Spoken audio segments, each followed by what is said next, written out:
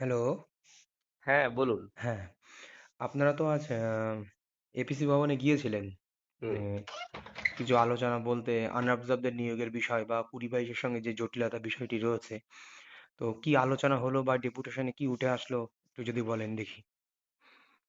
তো আজকে আমরা এপিসি তে যে ডেপুটেশন দিতে গিয়েছিলাম হুম, আমাদের আনঅবজার্ভ প্রার্থীদের পক্ষ থেকে হুম, হুম, হুম। ডেপুটেশনে যে বিষয়গুলি উঠে এলো আমরা ল সেলে কথা বলেছিলাম, সেখান থেকে যে কতগুলি বিষয় উঠে এসেছে যে মানে ল সেলে দেখা করেছেন মানে হ্যাঁ হ্যাঁ ল সেলে সভাপতি দেখা করেননি?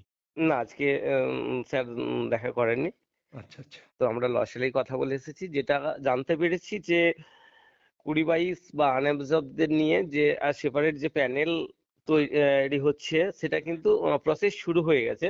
হুম, পর্ষদ থেকে সমস্ত কিছু তথ্য বিকাশ ভবনকে পাঠানো হয়েছে হুম, এবং হুম, বিকাশ ভবন যেটা এতদিন ধরে নিতে চাইছিল না হুম, কোনো হুম, তথ্যই, তারা কিন্তু স্বতঃপ্রণোদিত ভাবে তারা কিন্তু সমস্ত কিছু তথ্য নিয়ে গেছে।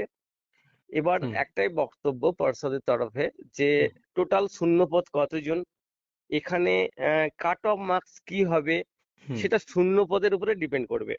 আচ্ছা। টোটাল আমরা আমাদের যেটা আমরা বলে দিয়েছি যে এতজন অ্যাবজর্ব করে নেওয়া হয়েছে হুম, এবং সেই অ্যাবজর্ব প্রার্থীদের যে লাস্ট অ্যাপয়েন্টমেন্টকে যদি লাস্ট কাট অফ হিসেবে ধরা হয়, হুম, তাহলে যতজন প্রার্থী 20-22-এর আসছে সেই হুম, লিস্ট দিয়েছি। হুম, তারপরে রিমেনিং কতজন পড়ে থাকছে হুম। আনঅ্যাবজর্ব হয়ে তারও লিস্ট পাঠিয়েছি। এবার টোটাল বিষয়টা আমরা শুধু মানে চেয়েছি 20-22 নেওয়ার পরে আরো কজন পড়ে থাকছে? হ্যাঁ, 20-22 নেয়ার পরেও আরো কতজন পড়ে থাকছে। এখানে 20-22 এর জন্য স্পেসিফিক কোনো অর্ডার নয়। এটা একটা হুম, জিনিস বলে নিই। এখানে কাট অফ এর ব্যাপার এবং উনি বলেছেন যে আপনাদের ডিভিশন বেঞ্চের যে অর্ডার সেটা কিন্তু অক্ষরে অক্ষরেই পর্ষদ পালন করবে। অর্থাৎ যা হবে অ্যাজ পার মেরিট হবে। হুম, সুতরাং সেক্ষেত্রে যদি চালাকি করে পর্ষদ, আমাদের যেটা ভয় যে কাট অফ হুম, এর মধ্যে থাকা ৯,১৭৪ এর যে কাট অফ হয়েছিল, হুম, সেই কাট অফ এর উপরে থাকা 20-22 দেরকে হয়তো নিয়োগ করে দিতে পারে। হুম, তো এই ধরনের একটা ভয়ের জায়গা থেকেই আমরা গিয়েছিলাম।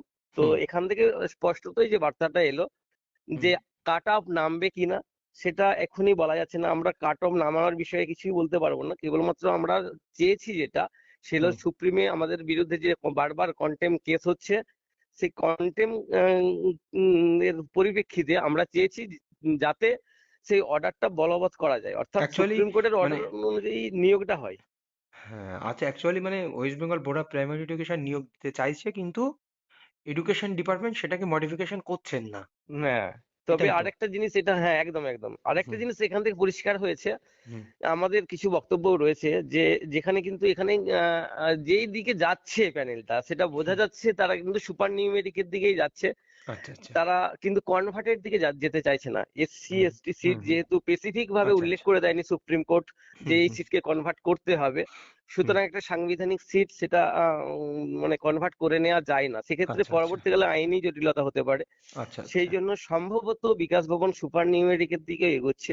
এবার আমাদের একটাই বক্তব্য, আপনি যখন পার্সুইং ব্যাচদেরকে কনসিডার করলেন, হুম, এইখানে এক প্রকার তারা এলিজিবল নয়। আপনারা জানেন 2016 গেজেট অনুসারে কোনো পার্সুইং ব্যাচ, এবারেও আপনারা দেখেছেন 2025 রিক্রুটমেন্টে পার্সুইং ব্যাচেদেরকে কিন্তু একে একে অবৈধ বলে ঘোষণা করা হচ্ছে। হুম, হুম, আমাদের হুম। স্পষ্টতই রাইট। দাবি ছিল যে কনসিডার করে যদি তাদেরকে 144 করে মানবিক দিক থেকে তাদেরকে বিচার বিশ্লেষণ করে যদি তাদেরকে অ্যাবজর্ব করার জন্য একটা সুপার নিউমেরিক পোস্ট তৈরি হয়, আমাদের কোনো মাথা ব্যথা নেই, হোক, বেকার ছেলেরা চাকরি পাক।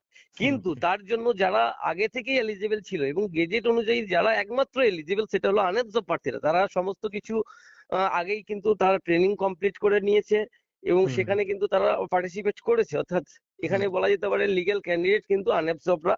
সুতরাং সুপার নিউমেরিক যেহেতু পোস্ট তৈরি হচ্ছে, তাহলে হুম, আরো হুম। কিছু সিট বাড়িয়ে আনঅবজর্বদেরকে কেন নেওয়া হবে না, এই জন্যই কিন্তু আমরা ডেপুটেশন আজকে দিয়েছি বিকাশ আচ্ছা, ভবন আচ্ছা, আচ্ছা। এবং ঠিক। আমরা পর্ষদ অফিসে। ২ জায়গায় দেওয়া হয়েছে, তাই তো? একদম, একদম।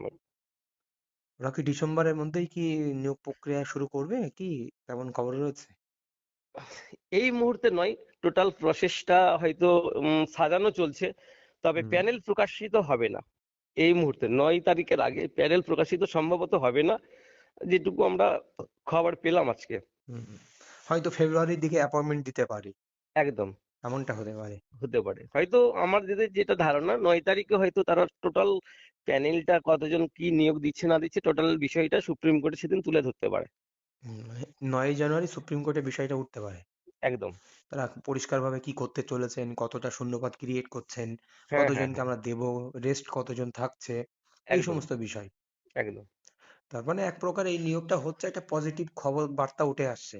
একদম। হ্যাঁ, এটাই আজকে খবর। আচ্ছা, আরেকটা জিনিস আমরা দেখেছিলাম যে কাট আপ যে এফিডেভিট যে পর্ষদ জমা দিয়েছে, আমরা সোশ্যাল মিডিয়াতে দেখছিলাম। তো সেখানে একটা কাট আপ ছিল যে ২০-২২ ব্যাচকে নেওয়ার পরে কাট আপটা বেড়ে যাচ্ছে। তো এই বিষয়ে কিছু কি জেনেছেন কিছু?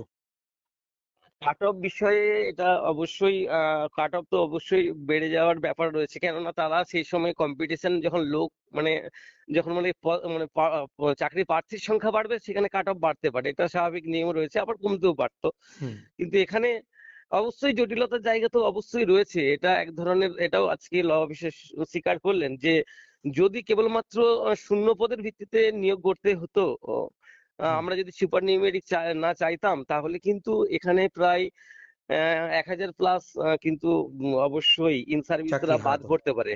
একদম। হুম, তো হুম। সেই দিকে পর্ষদ বা সরকার আমরা যেতে চাইছি না বলেই কিন্তু সুপার নিউমেরিকের প্রপোজাল কিন্তু আমরা সুপ্রিম কোর্টে দিয়েছি।